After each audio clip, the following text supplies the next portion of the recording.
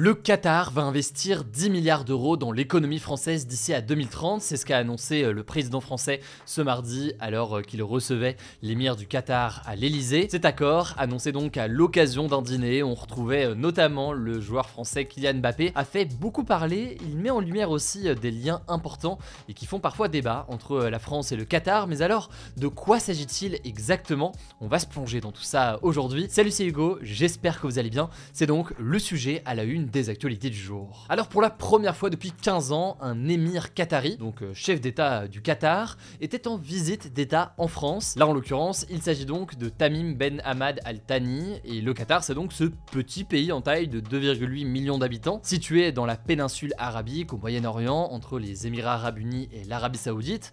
Un petit pays donc, mais au pouvoir et à l'influence grandissante, on va voir ça juste après. Ce mardi, l'émir du Qatar était donc invité à dîner à l'Elysée avec Emmanuel Macron notamment, mais aussi avec le footballeur français Kylian Mbappé, le président du club de foot du PSG Nasser Al-Khelaifi, l'ancien président Nicolas Sarkozy était aussi présent, ou encore le PDG du groupe de luxe LVMH Bernard Arnault. Avant ce dîner donc, le président français avait annoncé que le Qatar et la France avaient signé un plan ambitieux d'investissement de 10 milliards d'euros, des investissements, je cite, qui iront renforcer les partenariats stratégiques entre les deux pays selon l'émir. Mais alors à quoi va servir exactement cette somme? Pourquoi tout cela est-il intéressant à analyser? Et bien en fait concrètement, l'émir du Qatar s'est engagé à investir 10 milliards d'euros dans l'économie française à l'horizon 2030, et cet argent il va être investi dans tout un tas de secteurs: transition énergétique, semi-conducteurs, aérospatiale, intelligence artificielle, numérique, santé, hôtellerie, industrie ou encore culture. L'objectif là pour le Qatar, c'est notamment d'investir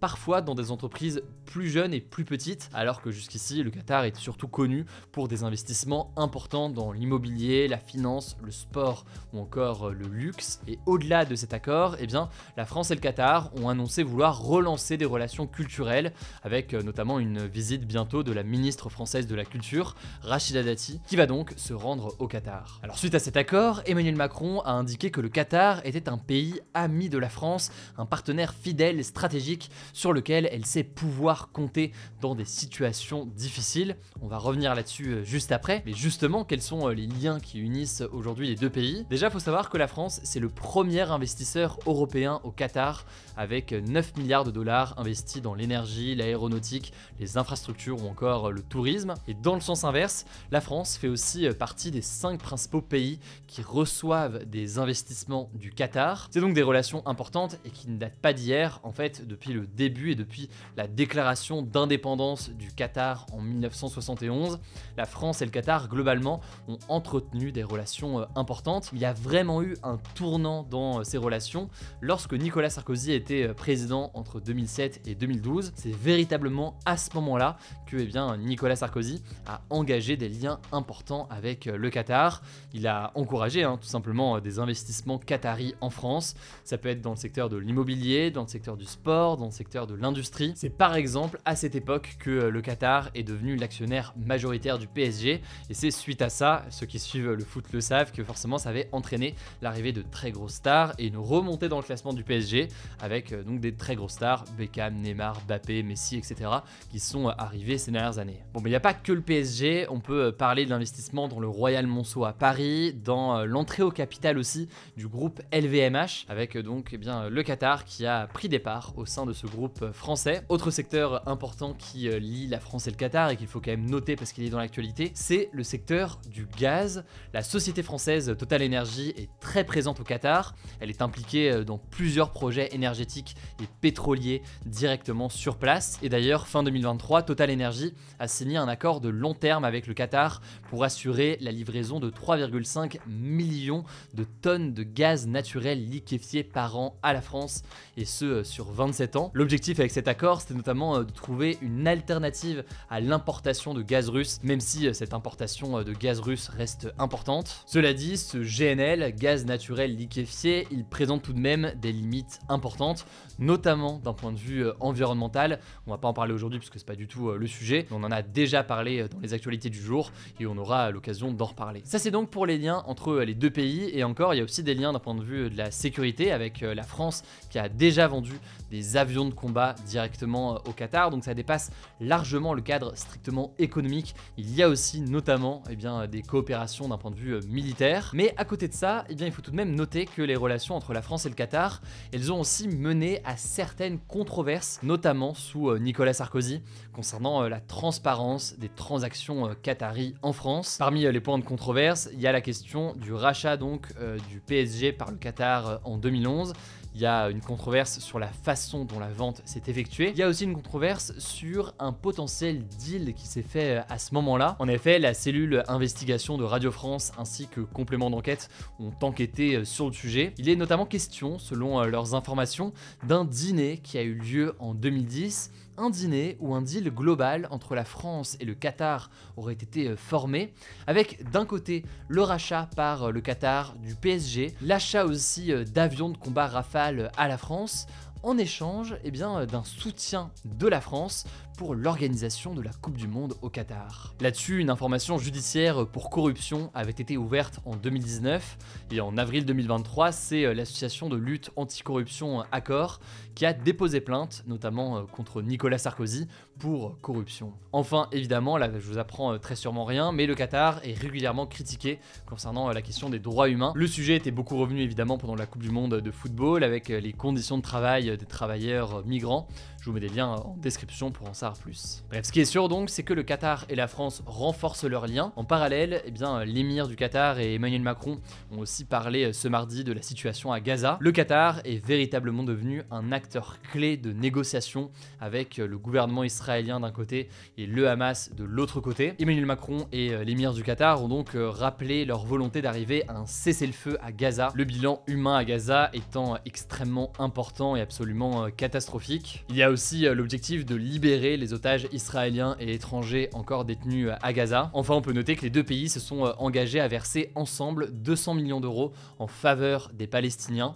On aura l'occasion d'en reparler. Je vous laisse en tout cas avec Blanche pour les actualités en bref. N'hésitez pas au passage, si vous avez des suggestions de sujets à faire à la une, à nous le dire. Alors c'est pas possible sur toutes les plateformes, mais c'est possible sur YouTube évidemment dans les commentaires. C'est possible aussi sur Spotify pour la version audio via un petit outil qui vous permet de mettre des suggestions. Voilà, n'hésitez pas. Je laisse la parole à Blanche et je reviens juste après. Merci Hugo et salut tout le monde. On commence avec cette première actu. L'ONU s'est alarmée ce mardi d'une famine généralisée presque inévitable et imminente dans la bande de Gaza, notamment la partie nord du territoire qui est assiégée par l'armée israélienne. En effet, il n'y a actuellement plus d'accès humanitaire. Aucun convoi n'a pu s'y rendre depuis le 23 janvier et le système agricole est totalement dévasté, ce qui veut dire que les habitants n'ont plus de quoi se nourrir. Le secrétaire général de l'ONU, Antonio Guterres, mais également de nombreux pays réclament depuis des semaines un cessez-le-feu immédiat, notamment pour permettre l'acheminement de l'aide humanitaire. De son côté, Israël s'est défendu en rejetant la faute sur l'ONU et son incapacité à organiser cette aide efficacement, selon elle. Et puisqu'on parle de Gaza, je voulais vous parler d'Aaron Bushnell, un militaire américain de 25 ans qui est décédé après s'être immolé par le feu ce dimanche devant l'ambassade d'Israël à Washington pour protester contre l'offensive israélienne à Gaza. Des images diffusées sur les réseaux sociaux le montrent déclarer, je cite, qu'il ne sera pas complice d'un génocide, s'asperger d'un liquide,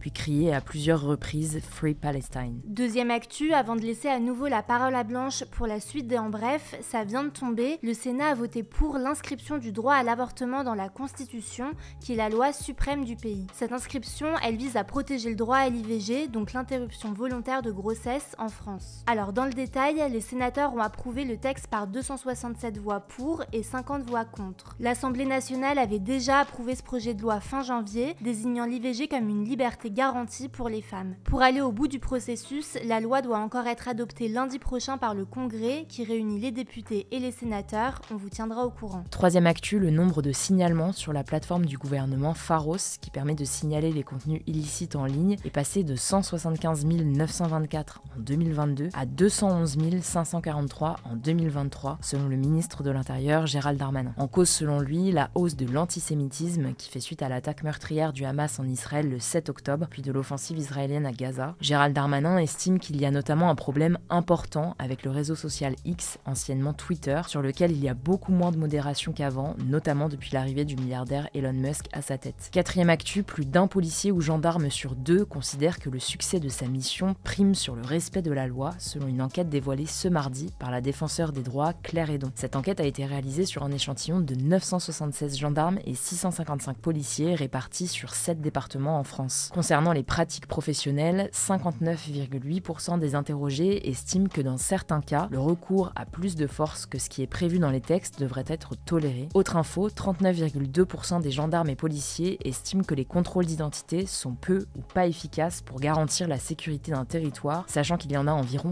47 millions par an selon la Cour des comptes. Cinquième actu, un ordinateur et des clés USB contenant les plans de sécurisation des Jeux Olympiques ont été volés à un employé de la mairie de Paris dans un train à la gare du Nord ce mardi. C'est ce que révèlent des informations de BFM TV. Alors pour l'instant, le président du comité d'organisation des JO 2024, Tony Estanguet, n'a pas confirmé ce vol. Il a déclaré sur Télématin ce mercredi préférer attendre que cette information soit confirmée par la mairie de Paris avant de s'exprimer, sachant que la mairie de Paris ne s'est toujours pas exprimée. Une enquête a tout de même été ouverte et des images de vidéoprotection de la gare du Nord sont actuellement en train d'être étudiées. Sixième actu, la chaîne de télévision CNews joue son avenir à partir de ce mercredi. La raison, c'est que l'appel à candidature pour 15 fréquences de la TNT a été lancé aujourd'hui car les contrats de chaîne de la TNT avec l'Arcom, gendarme de l'audiovisuel, se finissent en 2025. Concrètement, l'Arcom pourrait donc décider de ne pas reconduire certaines chaînes et donc CNews mais aussi C8 en font partie. En effet, ces deux chaînes qui appartiennent au milliardaire Vincent Bolloré sont régulièrement mises en demeure et sanctionnées par l'Arcom pour non-respect de leurs obligations. D'ailleurs, des auditions de dirigeants et figures de CNews doivent avoir lieu ce jeudi à l'Assemblée nationale. En tout cas, après l'appel à candidature, il y aura une phase d'audition entre juin et juillet, puis les dernières négociations auront lieu cet automne pour une décision finale à la fin de l'année. Il pourrait donc y avoir potentiellement de nouvelles chaînes sur la TNT l'année prochaine. Septième actu, Apple a décidé de renoncer à son projet d'Apple Car qui était en préparation depuis 10 ans, selon un article de Bloomberg publié ce mercredi. L'Apple Car était censé être une voiture électrique et autonome, sans volant, dotée d'un système de navigation à commande vocale. Il faut noter qu'Apple n'a jamais avoué publiquement travailler sur le développement d'une telle voiture, malgré de nombreuses fuites dans la presse. Plus de 2000 personnes travaillaient sur ce projet, toujours selon Bloomberg. Une partie devrait donc être réaffectée à un projet d'outils d'intelligence artificielle générative et certains seront certainement licenciés. Huitième actu, très rapidement, c'est officiel, il n'y aura pas de visite médicale obligatoire tous les 15 ans pour conserver son permis de conduire. La mesure a en effet été rejetée par le Parlement européen ce mercredi. Cette mesure, elle visait à limiter les accidents de la route, sachant qu'en 2022, environ 20 000 personnes ont été tuées sur les routes de l'Union européenne. On termine avec cette bonne nouvelle aux États-Unis. Une retraitée américaine de 93 ans a fait un don d'1 million de dollars à une fac de médecine du Bronx à New York, un don si généreux qu'il a permis de rendre l'école gratuite pour ses étudiants. Cette femme, elle s'appelle Ruth Gottesman, c'est une ancienne professeure de la fac et la veuve d'un financier de Wall Street, et donc grâce à ce don très généreux qui provient d'actions achetées par son mari, les frais de scolarité de l'école, qui s'élèvent à plus de 59 000 dollars par an, ont pu être couverts pour tous les élèves. Des images de l'annonce ont été partagées sur les réseaux sociaux, montrant les étudiants crier de joie. Et au passage, c'est pas vraiment une actu, mais 2024 est une année bissextile, donc une année qui comporte 366 jours au lieu des 365 habituels, ce qui signifie que le mois de février a un jour de plus, ce jeudi donc le 29 février. La raison de cet ajout, c'est que l'année ne correspond pas à un nombre exact de jours, elle est arrondie à 365 jours, et donc pour rattraper ce décalage, une journée est ajoutée au calendrier tous les 4 ans, le 29 février. Voilà, donc n'oubliez pas de souhaiter leur anniversaire aux gens nés le 29 février, le prochain ce sera dans 4 ans. Merci beaucoup Blanche pour ces actualités en bref. Pas de débat aujourd'hui, enfin très peu de débat de toute façon ces derniers jours, je pense que vous l'aurez compris. Rendez-vous en description pour découvrir notre newsletter qui vous permet d'avoir chaque jour l'essentiel de l'actualité à l'écrit avec des liens à chaque fois pour en savoir plus. Prenez soin de vous, prenez soin de vos proches,